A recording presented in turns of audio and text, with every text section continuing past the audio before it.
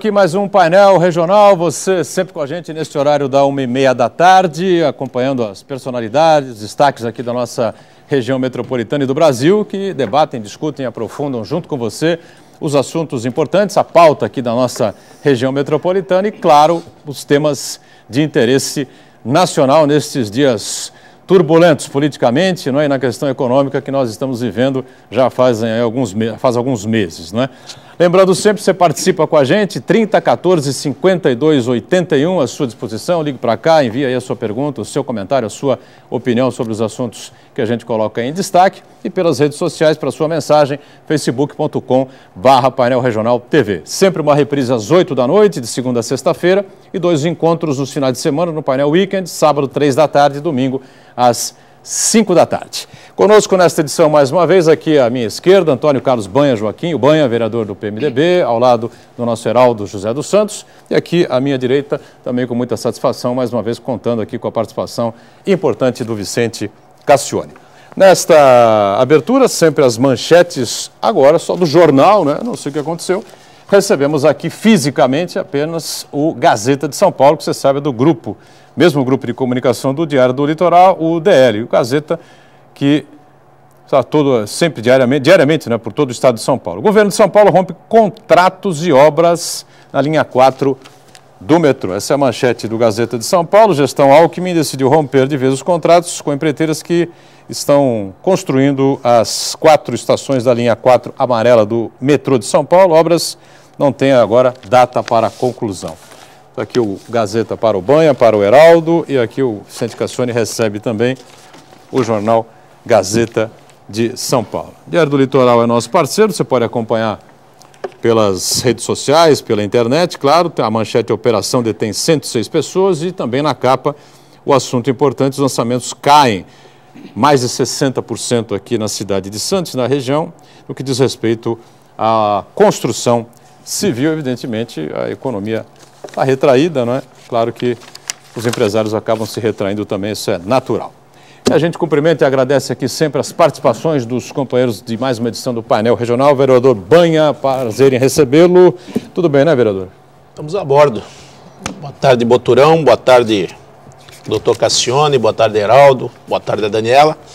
E louvar aqui a atuação das polícias militar, civil, por essa apreensão aí de quase 106 pessoas e o que essa casa aqui tem batido diuturnamente.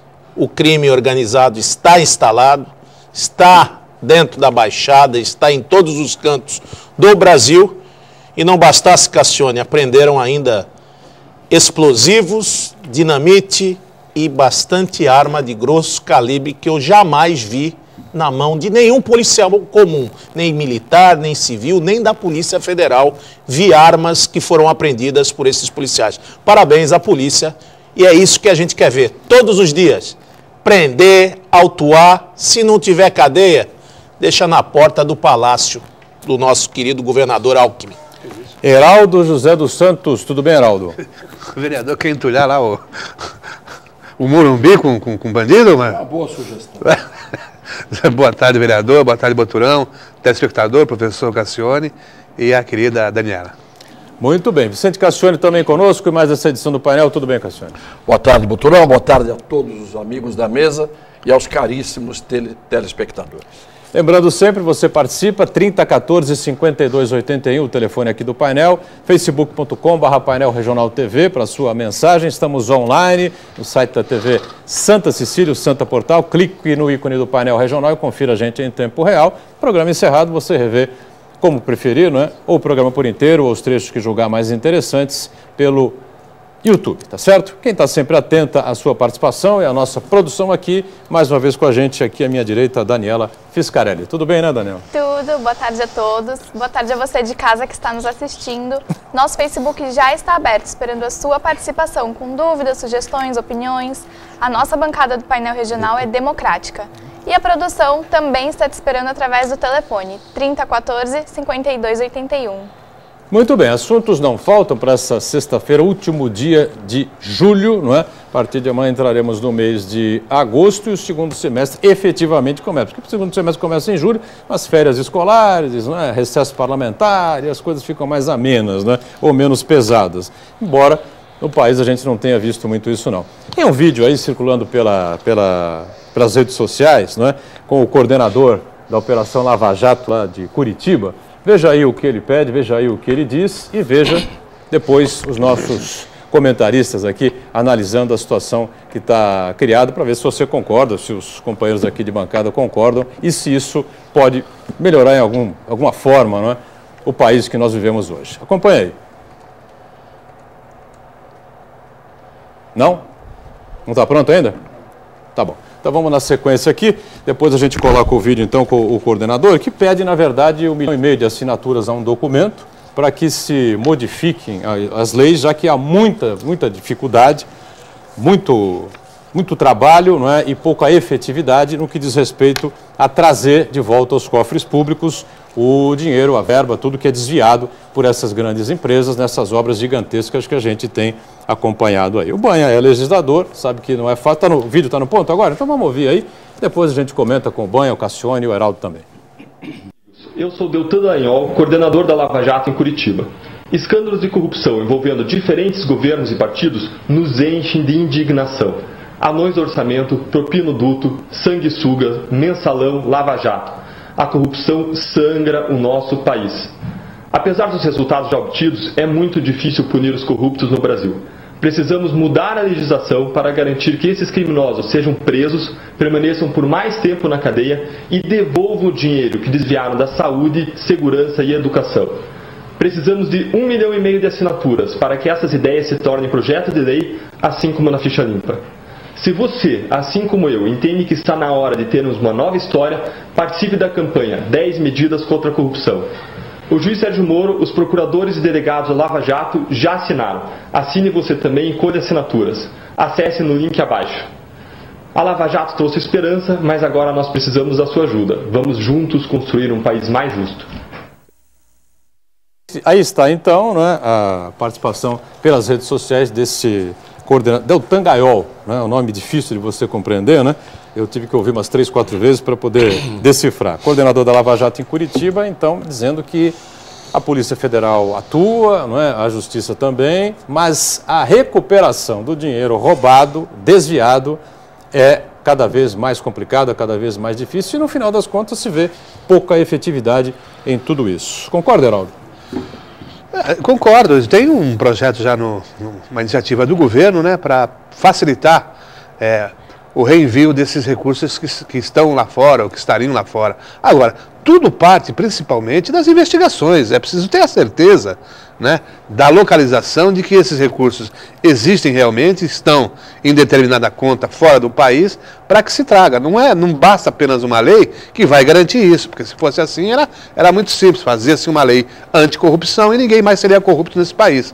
Agora, o que vai prevalecer realmente é investigação, verificar realmente onde estão esses recursos, de onde foram desviados, e aí sim nós teremos aí a recuperação desses ativos. E aí, vereador, o que pensa? Não, o modus operandi da corrupção, e principalmente do desvio do dinheiro público, dos problemas que estão assolando todo o nosso país, eles partem do princípio do quê? Da investigação. Você tem que investigar, você tem que confrontar. Nós estamos na fase hoje de levantamento de dados. Só que, como sempre bem diz aqui nosso professor Cassione e o próprio Heraldo, cada dia que passa, mais atores coadjuvantes nessa peça. Nós estamos falando aqui de Lava Jato. Já passamos pelo mensalão. Daqui a pouco vem o BNDES. E daqui a pouco vem a Petrobras novamente. Depois passa pelos trens. E assim sucessivamente. Cada tópico aparece mais. Às vezes, os mesmos envolvidos estão em todas essas operações. Só das operações que nós conhecemos com os nomes diferentes, feitos pela própria Polícia Federal, praticados, Nós hoje, acho que desde a época do nosso glorioso deputado federal Cassione, Gastone Rigg e outros lá, nós já temos mais de 1.000 e poucos nomes de operações levadas a cabo pela Polícia Federal. Agora, quem são os culpados? Quanto foi desviado? Aonde está o dinheiro? Que ilhas, que paraíso fiscal eles se encontram? Quais são as pessoas? Como configurar todo esse prejuízo que foi dado ao país? O que a gente escuta na ponta da linha, que é o dia a dia com o cidadão, é na feira, é no supermercado, é na rua. Poxa, vereador, vai dar em nada. Isso aí, o cidadão foi preso. O fulano já tem uma denunciou, é uma denúncia premiada lá, e a própria empresa está se acertando com o governo. Mas e o que foi esbulhado? O que foi roubado? O que foi levado do erário público? Vai voltar? Quando que volta? E além disso tudo, além da investigação, há a fase de recursos, essa morosidade, e daqui a pouco o flash novo, o foco novo, apagou o anterior. Já não se fala mais de mensalão. Já estamos aí na 20ª ou 22ª fase do Lava Jato. E já se fala em BNDES e já se fala também dos bancos que existem e estão sendo investigados, que são verdadeiros paraísos fiscais e que são controlados pelo próprio Banco Central. Já começou o eletrolão também. Então, cada dia é um fato, mas quem pode dar bastante sustentabilidade, não só jurídica, mas como já se viu, até parece, Cassione, que através de uma penada, da letra fria da lei, se resolve o problema da corrupção no Brasil. É isso que está passando hoje um procurador respeitável, aí o promotor de justiça, mas eu acho que não é bem assim. Só uma lei não vai acabar com os desvios desse Brasil tão grande, tão rico, mas que tem engatinhado e tem praticamente servido a todas essas benesses, a todos esses bandidos que aí estão. Esperamos um dia esse dinheiro voltar aos cofres públicos. Geraldo, queria completar alguma coisa? Dentro do mesmo tema, nós temos um caso emblemático no Brasil, que é a condenação do juiz do trabalho lá, o Nicolau dos Santos Júnior, lá, o Lalau. E hoje os jornais trazem que a justiça negou mais um pedido para a liberação dos seus bens. Eles continuam, né, indisponíveis. Quer dizer, na época foram milhões e milhões. Eu, particularmente, não acredito que só uma pessoa, o Lalau, respondeu por isso, né, e não se recuperou muita coisa. Por quê? Talvez tenha faltado aí a identificação desses pontos, e o que faz o judiciário hoje? Torna indisponíveis os bens daquele cidadão que está preso ou que está respondendo um processo. Muito bem. Cassione avaliou as opiniões também, viu aí o vídeo. Dá para fazer uma mudança, para simplificar essa situação toda, para que o dinheiro volte com mais rapidez? O que você acha? Olha, eu juro que eu fiz um esforço muito grande para começar o programa hoje bem e terminar melhor. Isto é, dizendo alguma coisa que leve um pouco de alento, de ânimo, de estímulo positivo ao caríssimo telespectador. Mas a gente, inevitavelmente, é provocado. Quando a gente senta aqui, o tema que vem para cá, para a gente discutir, é sempre, evidentemente, um tema ruim. Quando eu entrei no estúdio hoje, os nossos diletos câmeras estavam discutindo sobre o Campeonato Brasileiro. Isso é muito mais ameno. Eles esqueceram até de dar boa tarde. Eu falei boa tarde, eles nem ouviram. Não é? Por quê? Porque aquilo é empolgante. Nós aqui, na verdade, estamos em sintonia com o telespectador. O telespectador está tão azedo quanto nós, e nós fazemos um círculo vicioso acontecer.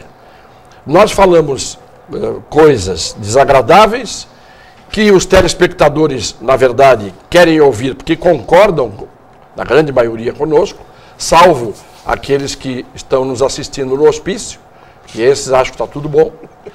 Os que estão em casa, sentados, vendo televisão e nos ouvindo, sabem que não está tão bom assim. Então, essa história de você fazer lei para acabar com a corrupção, as leis penais existem desde que o mundo é mundo, desde o Código de Hammurabi, desde da lei de Italião. O Código de Hammurabi tinha um artigo muito interessante. Ele dizia assim, o arquiteto, isso na Babilônia, muito antes de Cristo, o arquiteto que construir uma casa e o telhado da casa desabar em cima do seu morador, morra o arquiteto soterrado no telhado. Quer dizer, era perfeito o negócio. O arquiteto fazia uma casa, construía o telhado desabava, a pena para o arquiteto era, coloca o arquiteto numa casa e faz desabar o telhado em cima dele. É mais ou menos isso, que parece uma estupidez, mas o Código de Hammurabi era uma legislação esculpida numa pedra que parecia um obelisco. Está lá no Museu Britânico, para quem quiser ver. Ele é o começo da demonstração de que a legislação é inútil quando ela não é cumprida. Aquela, pelo menos, estava na pedra e ficou para sempre, até hoje. Sei lá, 4.000 anos. Não é? As nossas leis estão no papel. E o papel voa, como uma folha seca de outono. O papel aceita tudo. Não é? Hoje tem o Errorex, a gente apaga e resolve. O que é lamentável nessa coisa toda é que quando você diz que uma lei resolve o problema da corrupção, seria a mesma coisa do que você tomar a bula do remédio, pega o papel, põe na boca, engole a bula, trata a doença comendo a bula. O papel onde está escrito para que o remédio serve, qual é a dose. É mais ou menos isso. O exemplo é grosseiro, mas mostra muito bem como é que as coisas são. O que eu estou preocupado é que você disse no começo do programa que hoje é dia 31 de julho, amanhã começa agosto. E como todo mundo também sabe, agosto é o mês do desgosto, é o mês do azar e é o mês do cachorro louco. Se a gente quiser regionalizar, agosto é o mês em que o Getúlio se suicidou, é o mês em que o Jânio Quadros renunciou, é o mês das bombas de Hiroshima e Nagasaki, dia 6 e 8 de agosto de 45. Não houve tragédia maior na história da humanidade provocada pelo homem. Mas, em compensação, é o dia do tintureiro, é um dia de agosto.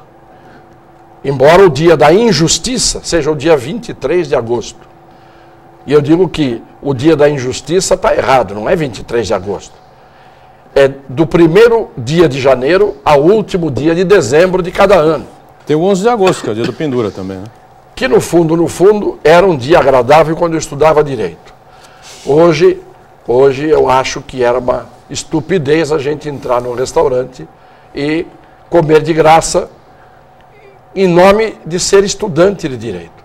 Mas na época, quando a gente era estudante de direito, a gente era pior um pouco, em termos assim de loucura, do que a gente é hoje.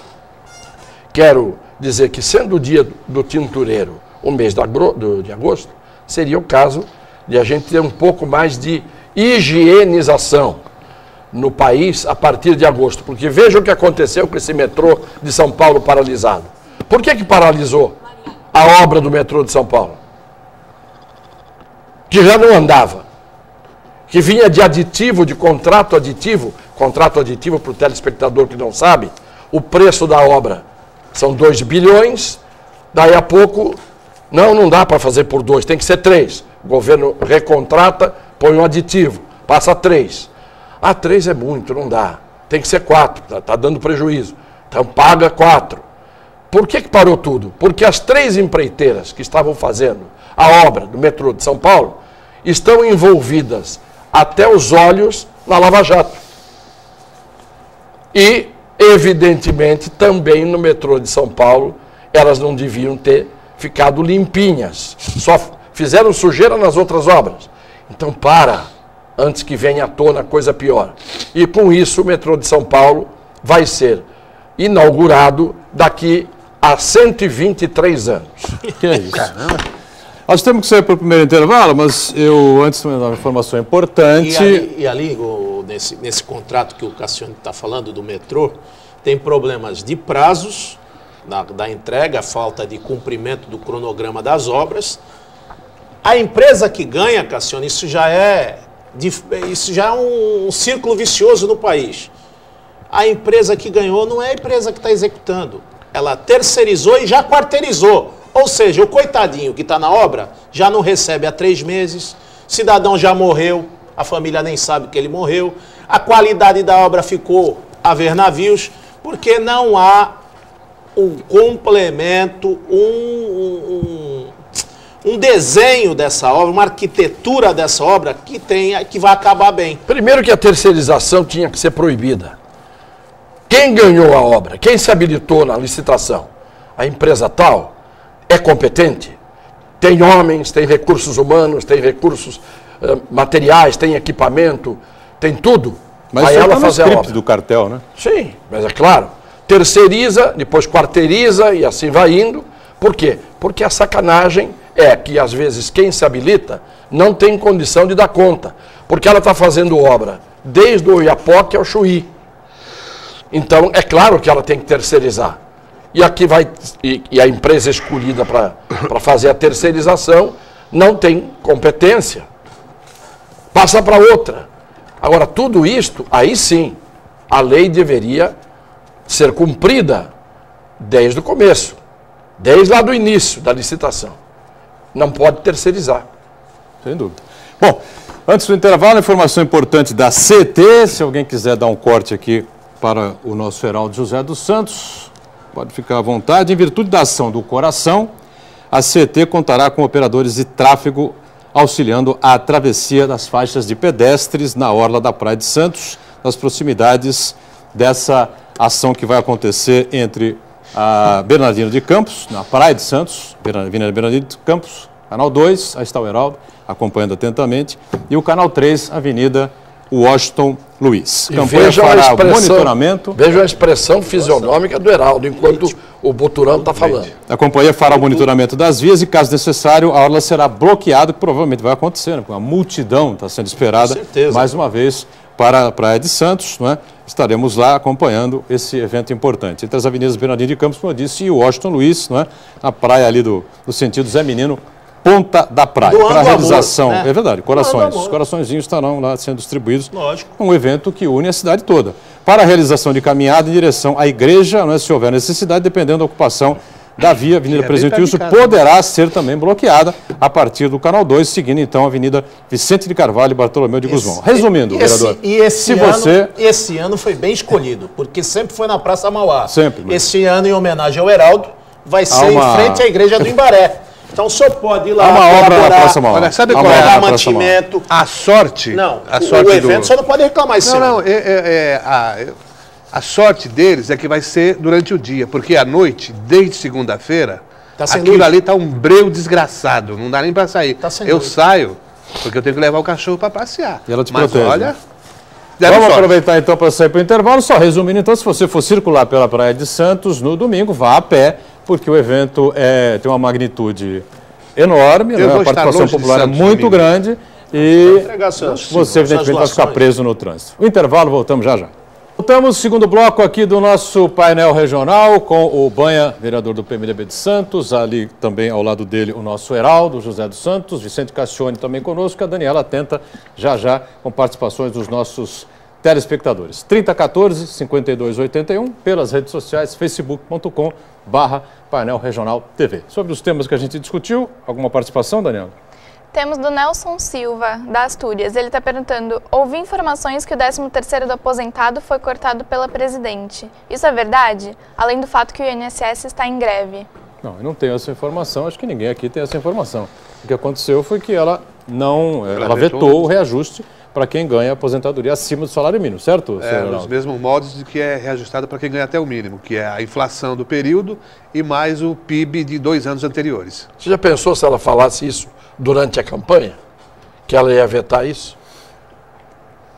Eu acho que ela teria uns 3 votos a menos. 3, né? Mais ou menos. 3 milhões, 30 milhões, sei lá, quantos votos a menos teria a presidente Dilma, né?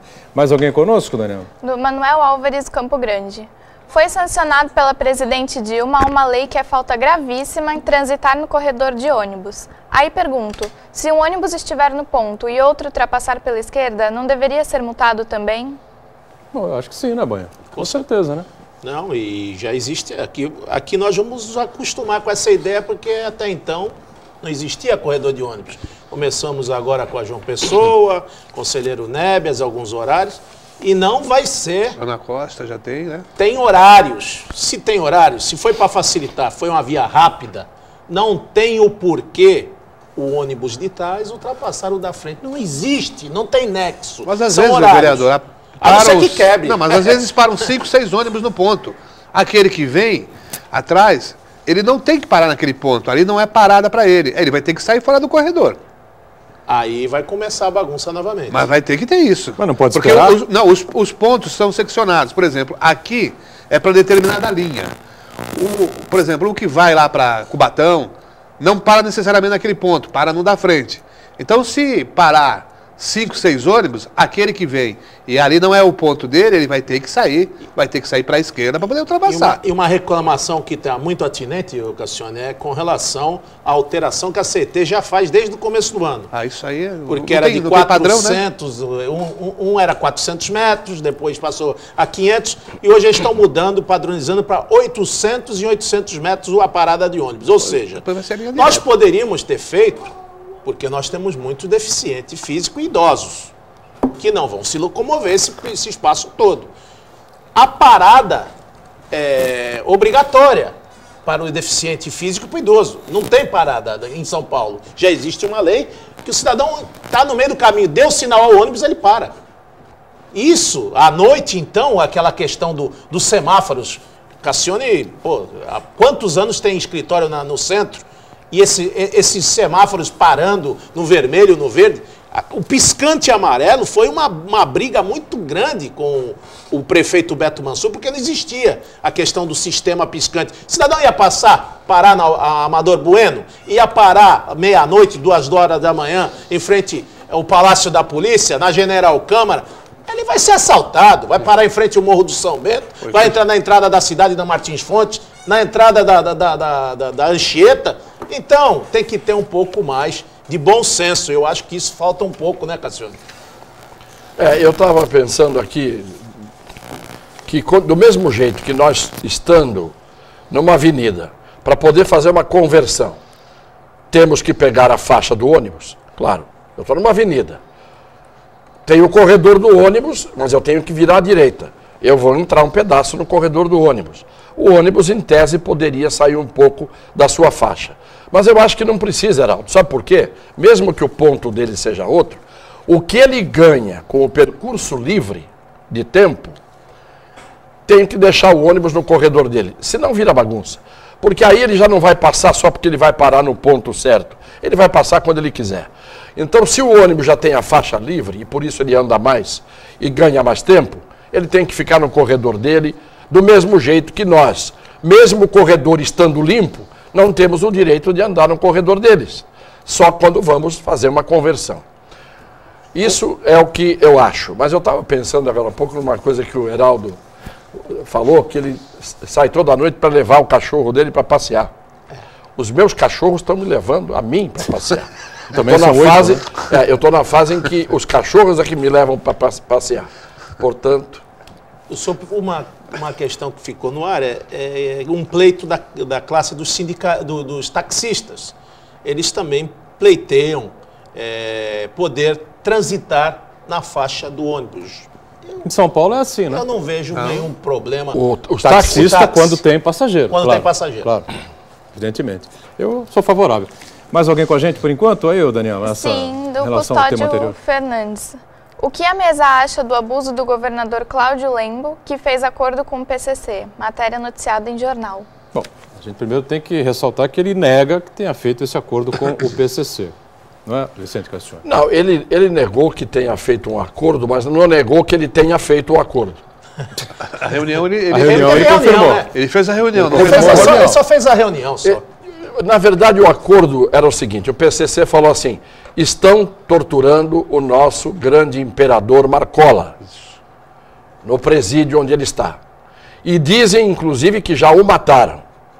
Aí o PCC disse, se não provarem para nós que o Marcola está vivo e não foi torturado, nós vamos continuar com os atentados.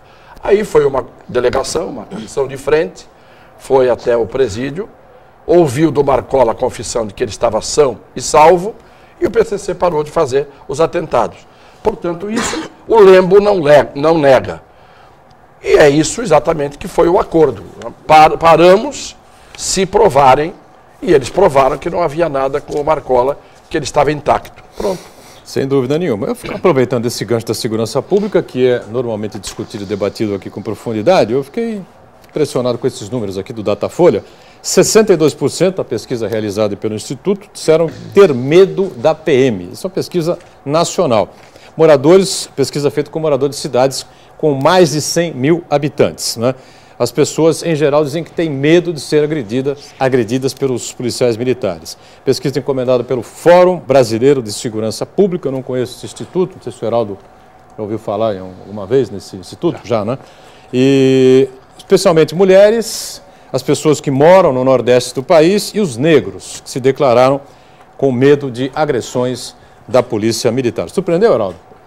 Não surpreendeu, porque, lamentavelmente, o crime, a criminalidade, o palco da criminalidade se dá em regiões, na maioria das vezes, de periferia, onde há aquela mistura de trabalhadores, efetivamente trabalhadores, pessoas honradas, pessoas honestas, mas que os criminosos também se aproveitam para se homiziar, para se esconder nessas regiões. Veja, 2 pontos emblemáticos aqui na nossa cidade, onde, inclusive, foram feitas essas incursões da Polícia Civil nas últimas horas.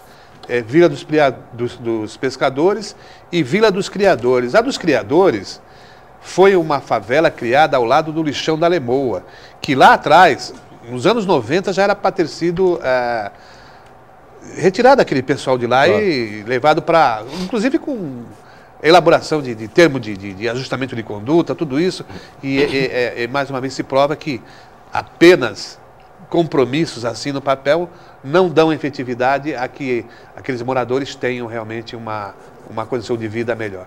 Então, nesses locais ainda existe isso. E a gente sabe também, né, que muitas vezes o cidadão sai de madrugada para trabalhar, um frio desgraçado às vezes. Não estou falando aqui da nossa região, São Paulo, aquelas regiões de periferia.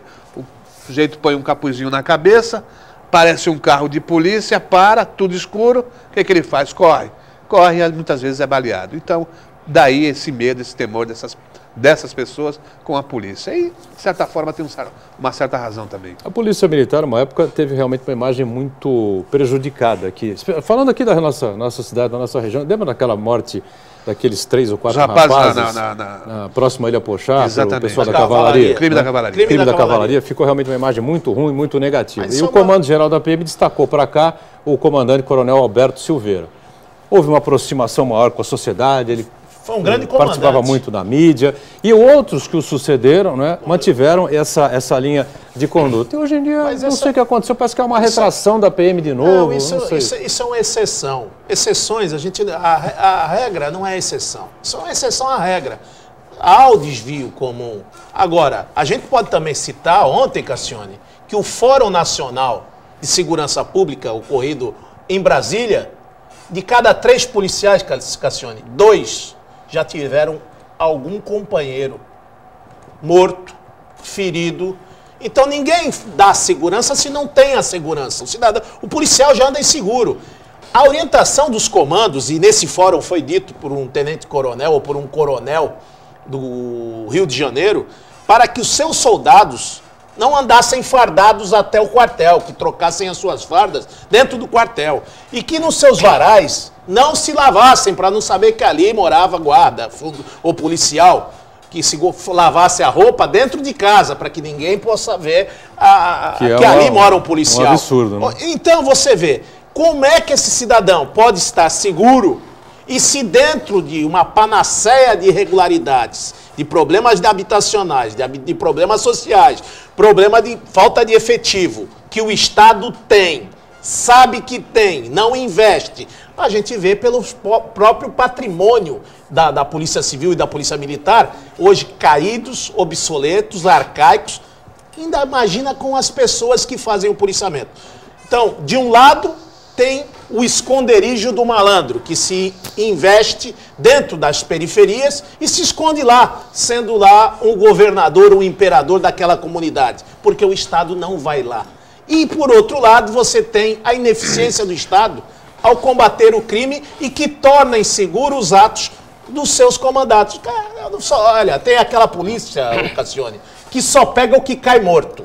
Se tiver morto, eu carrego. Se não tiver, eu não vou procurar. Porque o cara vai procurar problema, não tem respaldo e não tem um programa, um schedule, como diz lá nos Estados Unidos, um schedule de trabalho obsoleto e não tem segurança nenhuma de quem os comanda e os seus comandados ficam à mercê da sorte.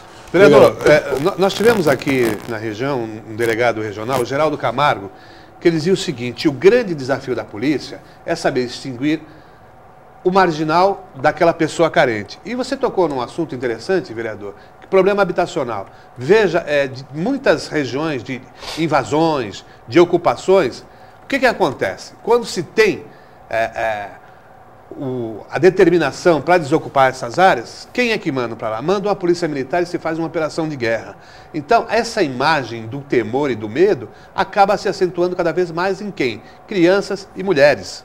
Porque, na maioria das vezes, os homens estão fora, realmente estão trabalhando. Realmente, nós temos essa mancha ainda que, claro que não espelha toda a realidade do que seja a polícia, mas é realmente uma imagem que ainda se tem. Cassione, o pessoal está com medo dos bandidos, mas está com medo da polícia também. Eu acho que a questão é muito mais complexa do que a gente dizer pura e simplesmente se a polícia causa medo e se a polícia não causa medo. Não é tão simples. Vamos pegar um exemplo. Vai na favela da Maré, lá no Rio de Janeiro. De quem o morador da favela da Maré tem medo? Em primeiro lugar, ele tem medo do crime organizado que está lá dentro. Então ele é submisso e refém do crime organizado. Ninguém, evidentemente, ali dentro vive tranquilo, principalmente quando começam aquelas guerras de facções, não é que você vê aquele tiroteio que parece a Guerra do Golfo. Eu não posso achar que naquele momento os habitantes estejam tranquilos, dizendo o seguinte: não faz mal, são balas de bandido para bandido, essas não são perdidas, nem vão nos matar. Não é isso. O que existe é uma submissão absurda de cidadãos de bem que, morando numa determinada comunidade, acabam sendo asfixiados pelo crime organizado. E quando o Estado manda para lá as forças de repressão, como foi feito na Rocinha, como foi feito no Alemão, como foi feito na Maré, e quando a polícia foi, e foi inclusive tropas das Forças Armadas, não é? Quando limpou, entre aspas, principalmente naquele dia que apareceu a cena de todo mundo correndo de um morro para o outro, lembra? Uma legião de gente. O que a gente ouvia nas entrevistas os moradores dizendo? Bom, graças a Deus, agora talvez a gente possa viver aqui em paz. Isto é, o sujeito quer ser cidadão, vivendo numa comunidade, numa cidade, em que ele não more ao lado do crime. E que ele não precise receber visitas esporádicas da polícia ou das Forças Armadas, combatendo numa guerra, porque ele está no meio do tiroteio, os bandidos que estão ali. O grande problema é que nós temos uma mistura idêntica à do arroz com feijão. Pega um saco de arroz e um saco de feijão, mistura os dois. E aí manda alguém catar só o arroz ou catar só o feijão. É uma tarefa quase impossível. É aquela história de separar o joio do trigo. Você chega numa situação em que o problema está na invasão das comunidades, das periferias, dos lugares onde as pessoas vivem em subcondição humana, porque é para lá que o bandido vai. Por que ele vai para lá? Porque o melhor esconderijo para o bandido é ficar atrás dos homens de bem. Fazer os homens de bem, as famílias de bem, os pais, as mães, os filhos, as avós de bem, estarem ali como escudo. É muito mais difícil você pegar o criminoso dentro dessas comunidades. E essas comunidades é que não deviam existir. Eu pergunto, deveria existir o DIC? Deveriam existir as palafitas? Deveriam existir esses lugares em que os seres humanos vivem entre tábuas colocadas mal e porcamente de pé? Basta dizer que quando você tem um incêndio no barraco, você não tem um incêndio no barraco. Você tem um incêndio na comunidade inteira e tudo é destruído em poucos minutos. Então o grande problema é, quem tem medo da polícia é quem deve. Só que às vezes quem não deve está junto com quem deve. E aí surge o problema. Ou a polícia deixa ficar, como está, ou a polícia tem que agir. A grande maioria dos policiais cumpre o seu dever. Como disse o Banha, a exceção se mistura com os bandidos. Aí você não tem só o arroz e o feijão misturados. É o arroz, o feijão e o milho. Vai catar isso para ver o trabalho que dá. Vamos a um rápido intervalo. O painel regional volta em instantes. Voltamos, bloco de número 3 e último desta edição do painel regional, com o vereador Banha, com o Heraldo e também com o Vicente Cassione e a Daniela, trazendo aí algumas participações dos nossos assíduos e amigos, né, telespectadores. Isso, a primeira é do Luiz Marcelete. Cassione, o ex-presidente Lula poderá ser preso caso as provas contra ele sejam concretas? Algum ministro julgará a ação contra ele? Se ele poderá ser preso? Evidentemente que sim. Pelo menos pela Constituição, todos são iguais perante a lei. Ele não tem nenhuma imunidade, nenhuma. Não tinha nem quando era presidente, muito menos hoje. Então ele poderá ser preso se houver provas contra ele. Eu espero que todos aqueles que fizeram os malfeitos tenham provas contra eles, para que a gente possa se livrar de uma forma definitiva de uma geração corrupta que levou este país à inviabilidade. Quero ver onde é que está o pessoal para fazer peça de reposição. Porque se você limpar tudo que tem de ruim, na política, no meio empresarial, na sociedade, primeiro você tem que ter a Amazônia, por exemplo, inteira transformada em um território prisão, que não vai caber gente, 200 milhões. Você põe no mínimo 100 milhões de corruptos no Brasil, porque tem muito corrupto de primeiro, segundo, terceiro, quarto escalão. Tem o corrupto café com leite, tem o corrupto light, tem o corrupto que não tem oportunidade de ser. Então ele só é na cabeça e às vezes aponta o dedo para os outros, mas depois quando ele chega a vez dele, ele é. Então tem que limpar. O duro é saber onde é que a gente encontra peça de reposição para isso. Tem que esperar as crianças crescerem. Daniela, pois mas não. Crescendo, com os exemplos que elas estão tendo, eu não sei como é que vai ser. É o que eu falei, ainda bem que eu estou na idade já crepuscular em que os cachorros me levam para passear. Pois não, Daniela. A Miriam Mota está falando, amo todas as sextas com meus mestres, assisto todos os dias, mas quarta e sexta é espetacular. Como é o nome dela? Miriam Mota. Miriam Mota, um agradecimento especial aqui da bancada, né, Banha? Eu agradeço não como mestre, mas pela referência que é feita. Miriam, uma muito querida, sempre manda abraços e beijo, um beijo no seu coração. Seguindo, Daniela, pois não. Formiga de Praia Grande está falando. A respeito do metrô de São Paulo, o engenheiro José Carlos Figueiredo Ferraz ia visitar todos os dias a obra. Custou caro, mas saiu decente.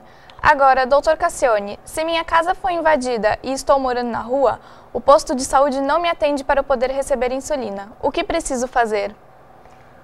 Olha. É aí que eu digo, esse é o cidadão que está à margem da vida. Ele está vivo sem ter cidadania, está morto-vivo, como era antigamente. Morte social, né, professor? O que se fazia antigamente com Tiradentes e aqueles todos que eram os conspiradores. Né? Tinha a morte civil, que chama. Morte civil é isso, você não existe. Você existe, o coração bate, o seu sangue circula, mas você não tem acesso à justiça para poder fazer uma petição dizendo eu tenho direito à insulina. Qual é a solução? Eu, sinceramente, se fosse eu que estivesse no lugar dele, entraria num posto de saúde armado, colocaria Não dá ideia, hein? uma faca no pescoço de alguém e diria: eu preciso de insulina, eu estou em estado de necessidade. A lei penal diz que não é crime quando você age em legítima defesa, em estado de necessidade, no estrito cumprimento do dever legal e no exercício regular do direito. Não é crime. Não é que não tem pena. Nem crime é. Não há ilicitude no seu ato. Então, quando o indivíduo chega a uma posição de precisar de uma insulina para poder sobreviver e ele não tem cidadania para ser exercida, ele tem que fazer o que estiver ao seu alcance. E qualquer coisa vale numa hora dessa. E de preferência, caracterizar essa emergência, ir ao pronto-socorro mais próximo, estou tonto, caiu no chão, ou chamar o SAMU. Olha, o moço está aí, está com vertigem, não tem, é diabético. Sabe qual é o risco? Ele vai com uma hipoglicemia, né? Tudo bem. Se ele estiver com diabetes alta, ele cai no chão do mesmo jeito. E é capaz de aparecer um médico para dar uma injeção de glicose na veia, como já aconteceu várias vezes. O sujeito entra com uma taxa de glicose altíssima, com uma alta glicemia, é diabético e acham que ele teve uma hipoglicemia e dão-lhe uma injeção de glicose na veia. Mata, na melhor das hipóteses. Eu sabia que eu estava esquecendo alguma coisa. Eu encontrei na quarta-feira, à tarde, o doutor Sérgio Paulo. Sérgio Paulo. Cardiologista importante aqui da cidade de Santos. Meu amigo e irmão. E amigo e irmão, e ele me disse o seguinte: o Cassione, Vicente, meu grande amigo, ele é quase médico. Ele brinca comigo, ele diz assim: eu vou nomear você meu assistente. E eu explico sempre que todo hipocondríaco Exatamente. tem um pouco de conhecimento de medicina. Porque de tanto ele achar que está doente, Acaba se está sempre acostumando procurando os sintomas, o que significam, tanto que eu sou o médico da família. É verdade. A minha família recorre a mim para eu prescrever os medicamentos. Eu quero alegrar um pouco o coração do mestre, do Heraldo, do Boturão. Meu coração está sempre feliz. Não, vocês estão muito ácidos. Nada. Muito de coração hoje, viu? Os últimos 3 meses, as pautas aqui são muito fortes, muito... Então nós vamos comemorar, que só temos o dia de hoje, Cassione, sábado e domingo, para nós comermos aquela saborosa maçã do amor, participarmos do inverno quente com as nossas instituições que lá estão trabalhando. E é uma chamada aí aos telespectadores que participem do inverno quente. Para ajudar as instituições, né? Que estão, não só vão participar de um evento tão rico, tão saboroso de ver aquela culinária maravilhosa, mas também vão aquecer os cofres dessas instituições. Já reserve lá uma mesa para 10 pessoas, que estaremos junto com o Cassione e com o Heraldo. Heraldo, seu diabetes, você pode comer com maçã de amor? Pode? Posso. A maçã do amor, isso aqui é histórico, é um dado histórico. A maçã do amor começou no ano de 1959. Na primeira quermesse, festa junina da praia, apareceu lá alguém, trazendo a ideia não sei de onde, vendendo maçã de amor. Todo mundo começou a comer maçã de amor, era todo mundo com a boca vermelha, se lambuzando. Nunca vi tanta maçã de amor na minha vida sendo consumida. De lá para cá, ela já é um fato mais do que conhecido. Mas a inauguração, a primeira vez, foi ali. Como eu sou um homem antigo, tenho condição de dizer que foi um caso de me tornar ali testemunha ocular da história. Eu vi nascer a maçã do amor. Também não sou tão antigo a ponto de ter visto a maçã da cobra, do Adão e da Eva. Essa ainda não é do meu tempo. Daniela, para fechar, mais alguma participação ou não? Temos sim, do Edmilson do Guarujá. Ele está parabenizando a bancada e pergunta: Doutor Cassione, se o Marcola fosse morto, o crime ia continuar? Do mesmo jeito que se o pessoal das empreiteiras morresse, ia continuar. Do mesmo jeito que se os políticos corruptos morressem, o crime ia continuar. O crime faz parte da natureza humana. E no Brasil, o Caminha, o Pero Vaz de Caminha já dizia: no Brasil, em se plantando, tudo dá. Portanto, aqui é muito mais fértil. Dá até bandido. Claro, o bandido ele prolifera com mais facilidade. É como fungo, como ácaro na umidade. Né? Então, se o Marcola morrer, vai ser enterrado com honras de chefe de Estado, porque, afinal de contas, o crime organizado é uma instituição. E depois entra outro no lugar que está bem preparado para isso. Existe uma preparação hierárquica. Sucessão. Não há dúvida nenhuma. Então, só que eu acho que o Marcola é imorrível. Então o senhor comunga com o nosso saudoso Vicente Leporaço. Cada canalha que morre, nascem mais 2. Vamos fechando o Isso painel antigamente. regional. Hoje nascem mais 4. Fechando o painel regional, agradecendo sempre a você que está conosco. Não é de segunda a sexta, sempre 1h30 da tarde, reprise às 8 da noite. No final de semana, 2 edições do painel Weekend, às 3 da tarde do sábado e às 5 da tarde do domingo. Obrigado. Tchau.